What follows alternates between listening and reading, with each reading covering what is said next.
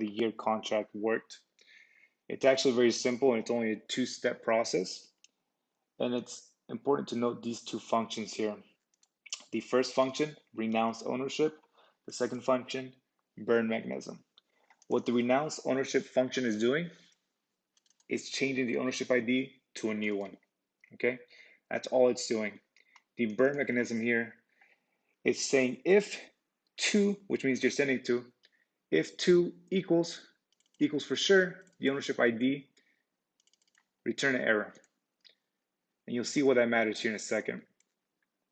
The first thing they did is they called this function, meaning they changed the variable ownership ID to this here.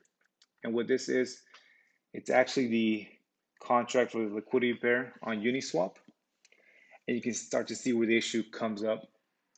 If I go to the transfer function,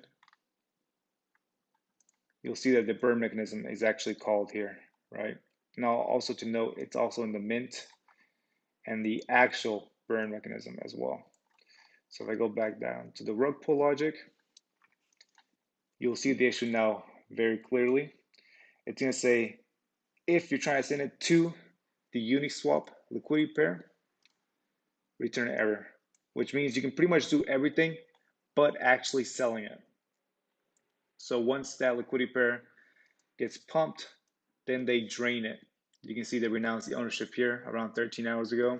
It looks like they did a few tests here, and then they just immediately started draining it here, and then they plugged it into Tornado Cash, which means that the money's pretty much basically gone now. There's no way we can really trace that, and they moved it around quite a bit, as you can see.